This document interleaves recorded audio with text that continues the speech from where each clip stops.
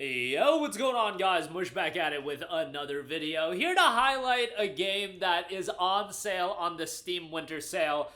And as terrible as you guys might think the game is, I legitimately think that this is going to be one of the best-selling games in the entire Winter Sale. And I'm talking about Suicide Squad Kill the Justice League. I think there is going to be a level of morbid curiosity that has people buying this game in droves, especially because this game came out not even a year ago. It obviously came out this year on February the 2nd. They did the early access gimmick for this game. Brothers, think about how vomit-inducing this is.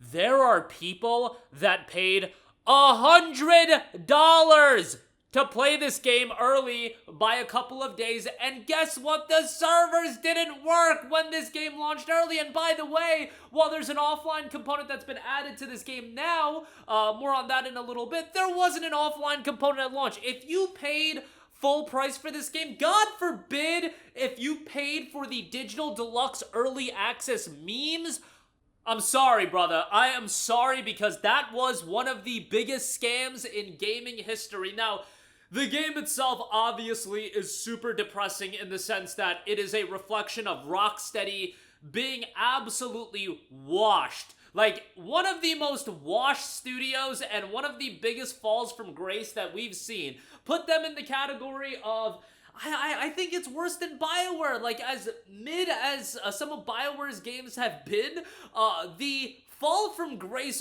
overnight of Rocksteady is just something that's so insane, I feel. There was no, like, build-up to them falling off. It's just, alright, the Batman Arkham Trilogy came out. It was awesome.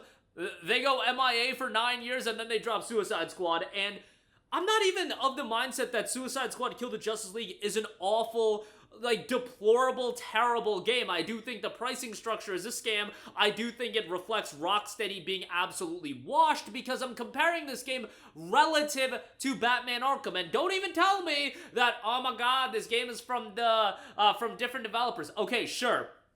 In the sense of the people that worked on Batman Arkham are not there in Rocksteady, or at least a lot of them are not there, but Warner Brothers decided to promote this game from the creators of Batman Arkham, much like PlayStation is doing with Naughty Dog and Intergalactic. From the creators of Jak and Daxter, Uncharted, and Last of Us come Intergalactic. Let's see how Intergalactic turns out, but, you know, that's the talk for 2027. How about we keep it to 2024?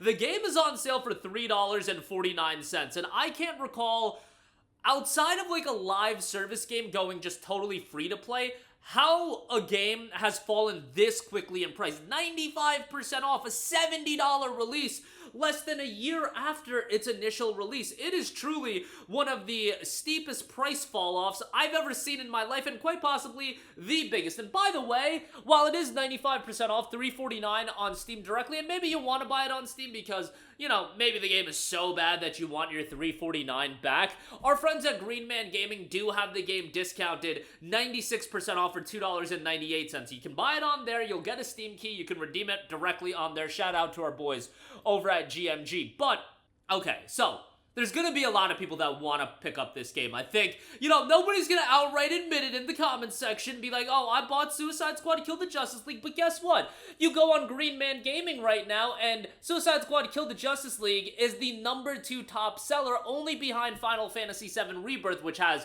an awesome discount over at GMG as well. So, nobody in my comments section is gonna be like, oh yeah, I bought it. Nobody can admit to the shame. I get it. Nobody wants to admit that they bought Suicide Squad, but I assure you, there are gonna be people that end up buying Suicide Squad. It is not currently in the top sellers on Steam as I am looking at it, but the winter sale has just gone live. But I digress. There's gonna be a lot of people, I assure you, picking this game up. Would I say it's worth $3.49? My thought process on Suicide Squad Kill the Justice League is that I put it at Agents of Mayhem tier. I don't know why Agents of Mayhem has become this game that I go to as this barometer of assessing games that are mindless, nonsensical, almost fun. Suicide Squad Kill the Justice League, I do put into that category. And for $3, I think this is a perfect price to pay. I wouldn't be like, yo, don't buy this game at $3. Now, I do think there's a lot of people that don't want to buy Suicide Squad Kill the Justice League when you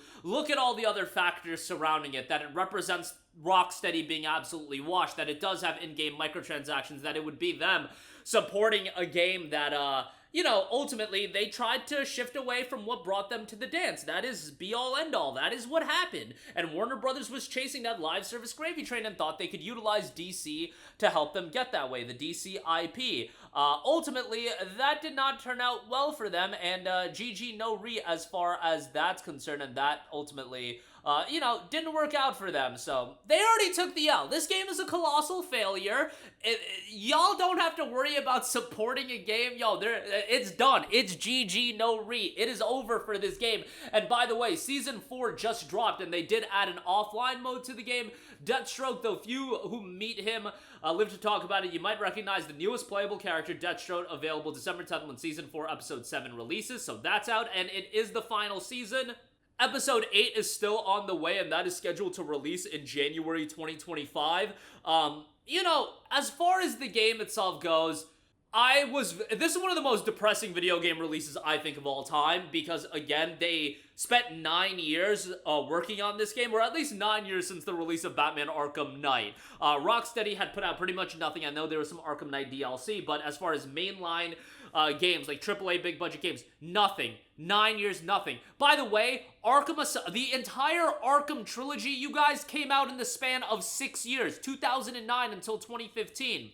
The time between Arkham Knight and Suicide Squad was 9 years. Like, it is so crazy how these game dev cycles have gotten so much longer, and the games have gotten exponentially worse. Same thing is happening with Naughty Dog. Same thing happens with BioWare. And I get it, this isn't true for every studio, but man, is it true for a lot of studios? Absolutely. Like, can we go back to the days where Rocksteady was putting out Arkham, the Arkham trilogy, Naughty Dog was putting out the Uncharted trilogy, and Last of Us in the span of 4 years? But man, I just like to reminisce about the good old days, and Suicide Squad is like a middle finger to the good old days. It is a gigantic middle finger. That's why I rage about this game so much, because games like this, I do believe games like Intergalactic, they are a gigantic middle finger to my time gaming growing up, where games were coming out a little bit more frequently. I would argue they were better, especially from these studios.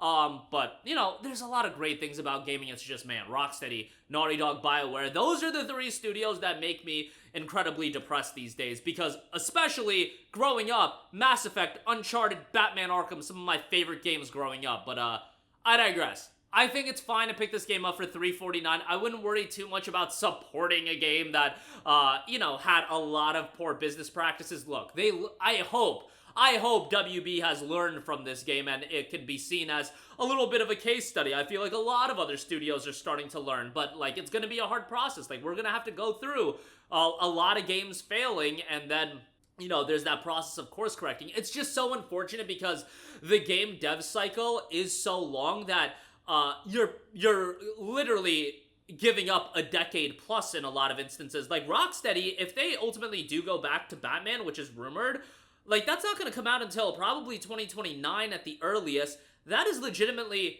14 years just gone with the wind as far as what Rocksteady could have done. And it's just a little bit depressing to see all that stuff happen, but it is what it is, I guess. I guess I'm just, going on a rant. I do believe this is going to be one of the better selling games of the entire winter sale. It's mindless open world fun. Let me say this, if you want a mindless open world game that you can have some basic fun, like action mayhem, I really think this is a good game if you want to listen to a podcast at the same time, because narratively it is a disaster. It's not good.